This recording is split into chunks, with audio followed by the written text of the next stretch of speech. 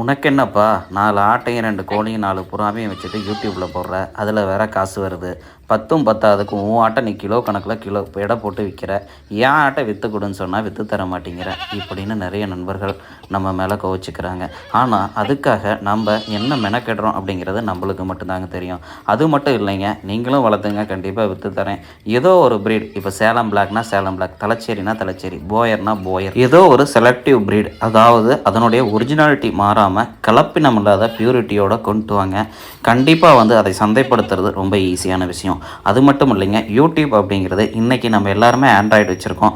At least net பேக்காவது போட்டுக்கிறோம். அந்த மாதிரி நெட் பேக் போட்டிருந்தாலே போதும், நீங்களே உங்களுடைய சின்ன சின்ன பண்ணை தொழில், சின்ன சின்ன வேலைகளை வீடியோவாக கன்வெர்ட் பண்ணி அதை அப்படியே நீங்கள் உங்களோட யூடியூப் பக்கத்தில் போட்டிங்க அப்படின்னா, யூடியூப்லேருந்து வருமானம் பெருசாக வருதோ இல்லையோ, நம்மளுடைய நம்பகத்தன்மையான ஒரிஜினாலிட்டியோட கூடிய நம்ம பண்ணையில் வளரக்கூடிய குட்டிகளை நம்ம மார்க்கெட் பண்ணுறது ரொம்ப ஈஸியாகவே இருக்கும். அதுலேயும் குறிப்பாக இடைத்தரகர்கள் இல்லாமல் நம்மளுக்கு டைரெக்டாகவும் நம்மளுக்கும் பார்ட்டிக்கும் இடையில் மட்டும் இடைத்தரகர்கள் இல்லாமல் ஒரிஜினல் குவாலிட்டியோட ஆடுகள் நம்ம கொடுக்கறதுக்கும் நம்ம பண்ணையை மேன்மேலும் அடுத்த கட்டத்துக்கு கொண்டு போகிறதுக்கும் ஈஸியாக இருக்கும்.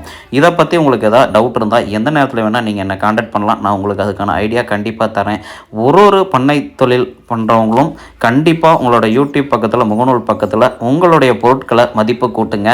கண்டிப்பாக வெற்றி பெறலாம், அதில் எந்த மாற்றமும் கிடையாது. சரி விடுங்க, இனிமேல் நம்மளோட ரொட்டீன் ஒர்க் பண்ணலாம். இப்போ நான் என்ன பண்ணிகிட்ருக்கேன் அப்படின்னு சொல்லி கேட்டிங்கன்னா ஒன்றும் கிடையாதுங்க. எல்லா ஆட்டுக்கும் லிவர் டானிக் கொடுத்துட்ருக்கேன். எதுக்காக அப்படின்னு சொல்லி கேட்டிங்கன்னா, போன டைம் நம்ம ஆடுகள் இணை சேரும்போது ஆட்டை சரியாக கவனிக்காம விட்டனால 2 குட்டி 3 குட்டி போடுற ஆடுகள் போகிறோம், ஒரு குட்டி போட்டுருச்சு. நம்மளுக்கு கண்டிப்பாக லாஸ் தான், அதில் எந்த மாற்றமும் கிடையாது, லாபங்கிறது கிடையாது.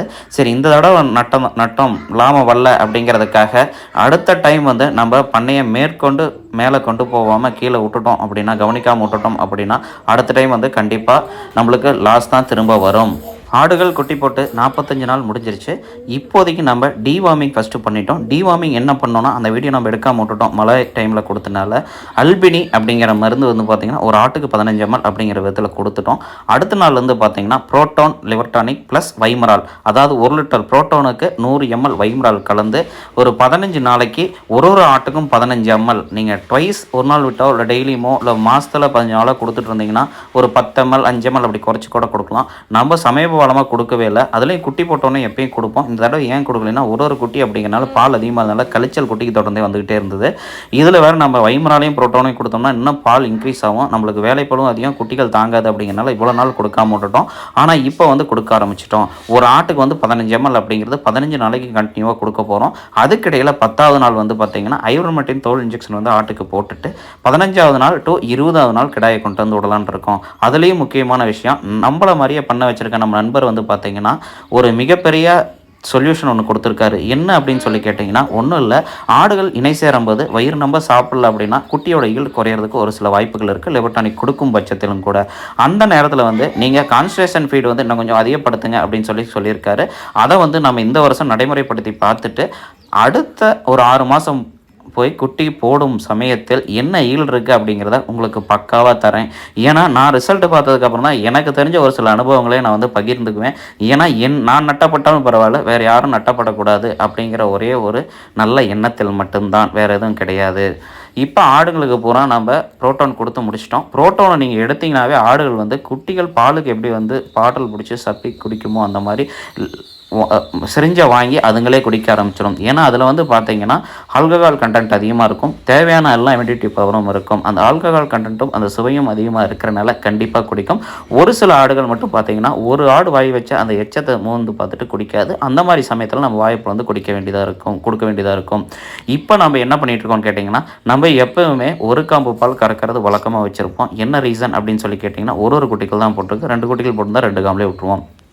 சப்போஸ் 2 குட்டிகளே போட்டிருந்தாலும் ஒரு ஆட்லேயும் இருக்க பாலை பூரா கறந்துட்டு ஒரு 30 நாள் ஆனதுக்கப்புறம் அதை நம்ம பாட்டிலில் கொடுக்க ஆரம்பிப்போம். எதுக்காக அப்படின்னு கேட்டிங்கன்னா, குட்டிகள் ஆட்டில் பால் குடிச்சிட்டு இருக்கும்போது பாட்டிலில் குடிக்காது. அதே மாதிரி இளங்குட்டிகள் அவ்வளோ சீக்கிரத்தில் பாட்டிலில் குடிக்காது. ஆனால் குட்டிகள் கொஞ்சம் வளர்ந்ததுக்கப்புறம் பார்த்திங்கன்னா பசி தாங்காமல் பாட்டிலில் குடிக்கும். ஆட்டில் இருக்க பாலப்புறம் சுத்தமாக கறந்துட்டு இந்த மாதிரி நம்ம அதில் லிவர் டானிக்கையும் வைமராலையும் கலந்து வச்சுக்கிட்டு குட்டிங்களுக்கு கொடுக்கறது வழக்கம். ஏன்னா சிரிஞ்சை பிடிச்சி ஒன்றொன்னா பிடிச்சி கொடுக்கறது நம்மளுக்கு வேலைப்பள அதிகமாக தெரியும். நம்ம பாலை கறந்துட்டு ஆட்டில் விடும்போது பசி வந்து கம்மியாக இருக்கும், பசி வந்து அதிகமாக இருக்கும் பால் பத்தாதனால. இப்போ பாட்டிலில் நம்ம குடிக்கும்போது நல்லா குடிக்கும். அதுலேயும் லிவர் டானிக்கும் புரோட்டோனையும் கலந்துட்டிங்கன்னா கிட்டத்தட்ட குழந்தைங்களுக்கு பூஸ்ட் போடுற மாதிரி கலரும் மாறிலும் சுவையும் நல்லாயிருக்கும். அதனால் வாங்கி குடிக்க ஆரம்பிச்சிடும். அந்த மாதிரி சமயத்தில் நம்ம கொடுத்து பழக்கிட்டோம்னா அடுத்த 3 மாதத்துக்கு வந்து பார்த்திங்கன்னா நம்ம குட்டிகளுக்கு புரோட்டோன் வைமரால் இதெல்லாம் வந்து ஒரு நாள் விட்டு ஒரு நாள் ட்வைஸ் கொடுக்கறது ஈஸியாக இருக்கும். ஒரு 10 நாளைக்கு சிரமப்படும். அதுக்கப்புறம் ஒரு லிட்டர் ஒரு 1/2 லிட்டர் மாட்டுப்பால் இருந்தால் போதும். தேவையானது பூரா கலந்துட்டு எல்லா குட்டிகளுக்கும் கொஞ்சம் கொஞ்சம் கொடுக்கறது ரொம்ப ஈஸியாக இருக்கும். இதனால் குட்டிங்களுக்கு புறையிறது கம்மியாக இருக்கும். நம்மளுக்கு வேலைப்பளு ரொம்ப ரொம்ப கம்மியாக இருக்கும். டக்குன்னு பாட்டில் நீட்டினோம்னா எல்லா குட்டிகளும் குடிக்க ஆரம்பிச்சிடும். அதே சமயத்தில் பண்ணையை ஒரே ஆள் மெயின்டைன் பண்ணுறதுனால ரொட்டீன் ஒர்க்காக நம்ம ஒரு சில வேலைகளை அடுத்தடுத்து பழுவு கூட்டிக்கிட்டே போனோம்னா நம்ம ஒரு சில வேலைகளை வந்து செய்கிறதுக்கு சங்கடப்பட்டுட்டு ரெகுலராக செய்ய மாட்டோம். அதனாலையும் ட்ராபேக், குட்டிகள் வந்து வளர்ச்சி அதில் வந்து தோய்வடையும். அந்த மாதிரி சமயத்தை அந்த மாதிரி வேலை பழுவும் நம்மளோட இன்ட்ரெஸ்ட்டையும் குறைக்காமல் இருக்க இந்த மாதிரி சின்ன சின்ன ட்ரிக்ஸ் உதவும். உங்களுக்கு யாராவது அந்த அனுபவம் வந்தாலும் எனக்கு சொல்லுங்கள், இல்லை நீங்களும் இதை ட்ரை பண்ணி பாருங்கள், கண்டிப்பாக ரிசல்ட் நல்லாயிருக்கும். அதே மாதிரி பார்த்திங்கன்னா நம்ம ஆட்டோட ஒன்றா குட்டி ரொம்ப நேரம் விட்டுருக்க மாட்டோம். ஒரு குறிப்பிட்ட டைமிங் மட்டும்தான். பாலை குடிச்சு முடிஞ்சதுன்னா உடனே பிரிச்சுருவோம். என்ன ரீசன் சொல்லி கேட்டிங்கன்னா, பண்ணையாக ஒத்தாடாக வளர்த்தும் போது பிரச்சனை இல்லைங்க. பண்ணையாக வளர்த்தும் போது நிறைய பேர் சந்திக்கிறது இதுதாங்க. ஏன்னா ஆடுகள் வந்து கூட்டமாக தீனி திங்கும் போதும் தண்ணி குடிக்கும் போதும் அதில் மட்டும்தான் அதனுடைய கவனம் இருக்கும். ஆனால் இந்த ஸ்டேஜில் இருக்க குட்டிகள் திருட்டு பால் குடிச்சு பழகிடும். ஆடுகள் தீனி தண்ணி குடிக்கும்போது எந்த ஆடுனே பார்க்காது எல்லா ஆட்லேயும் வாய் வச்சு பால் குடிக்க ஆரம்பிச்சிடும். அந்த மாதிரி குடிக்க ஆரம்பிச்சிருச்சுன்னா இந்த குட்டிகள் சினையாகி ஆடான குட்டிகளும் பால் குடிக்கிறது உண்டு. அதே மாதிரி இதனுடைய தாயாடுகள்லாம் ஒரே செட்டில் குட்டி போகிறனால இப்போ கிராஸாகி 3 மாதத்தில் பால் வற்றும், ஆடுகளே கொடுக்காது. ஆனால் இந்த குட்டிகள் வந்து தீனி தண்ணியில் கவனத்தை செலுத்தாது. எந்த நேரத்தில் ஆடு தீனி தண்ணி திங்குதுங்கிறத உன்னிப்பாக பார்த்துக்கிட்டு இருந்து அந்த நேரத்தில் திருட்டுப்பால் குடிக்க மட்டும்தான் போகும். இதனால் நம்மளுக்கு 2 மைனஸ் என்னென்னு கேட்டிங்கன்னா, குட்டிகளோட வளர்ச்சி அதாவது கான்சன்ட்ரேஷன் ஃபீடு தீனி திங்காது, பொழுதுனைக்கும் இந்த பால் நினப்பிலே இருக்கும். ஆடுகள் வந்து 3 மாதத்துக்கு அப்புறம் பால் வத்தியே ஆகணும். ஆனால் இந்த குட்டிகள் பால் குடிச்சிக்கிட்டே இருக்காங்களா தொடர்ந்து பால் இருந்துக்கிட்டே இருக்கும். ஏன்னா கான்சன்ட்ரேஷன் ஃபீடு வந்து நம்ம எப்போவுமே கொடுத்துக்கிட்டு இருப்போம், அடர் தீவனம். அதனால் வந்து ஆடுகள் அவ்வளோ சீக்கிரம் பால் வத்தாது. குட்டிகள் ஊட்டாமல் இருந்தால் டக்குன்னு வற்றும், குட்டிகள் ஊட்டிக்கிட்டே இருந்தால் பால் வத்தாது. அது அந்த பிரச்சனைகள்லேருந்து நம்ம தவிர்க்கலாம். ஆடுகளும் செழிப்பாக வரும், அடுத்து வர குட்டிகளும் நல்லா வரும், இப்போ இருக்கிற குட்டிகளும் நல்லாவே வரும், நல்ல எனர்ஜி இல்லை. இந்த மாதிரி பிரச்சனைகளை தவிர்க்கிறதுக்கு நீங்கள் என்ன பண்ணிகிட்ருக்கீங்க அப்படிங்கிறதையும் எனக்கு தெரியப்படுத்துங்க. அதே மாதிரி இனவிருத்திக்காக கெடா செலக்ட் பண்ணுறதுலையும் ரொம்ப கண்ணும் கருத்துமாக இருக்கணுங்க. மேக்ஸிமம் பார்த்தீங்கன்னா 2 குட்டி போடுற ஆட்டிலேருந்து எடுக்கணும். ஒரிஜினல் ப்ரீடு இருக்கான்னு பார்க்கணும். எந்த ப்ரீடாக இருந்தாலும் சரி. அதனுடைய தாய் நல்ல பால்வெளி வர்க்கமா தந்தை என்ன வழி வர்க்கம் அப்படிங்கிறதையும் பார்க்கணும். அதே மாதிரி பார்த்திங்கன்னா இன்பிளீட் ஆகக்கூடாது, அதாவது ஒரே ரத்த சந்த வகையை சார்ந்ததாக இருக்கக்கூடாது. ஒரு சர்க்கிள்லையும் ஒரு குறிப்பிட்ட 2 வருஷத்துக்கு ஒரு டைம் வந்து நீங்கள் சர்க்கிளை மாற்றணும், கிடாயை கண்டிப்பாக மாற்றியே ஆகணும். அப்படிலாம் பண்ணணுன்னா மட்டும்தான் பண்ணையை சக்ஸஸ் பண்ண முடியும். குட்டிகள் ஆரோக்கியமாகவும் வெயிட்டாகவும் வரும், குட்டிகள் இழப்பையும் தவிர்க்க முடியும்.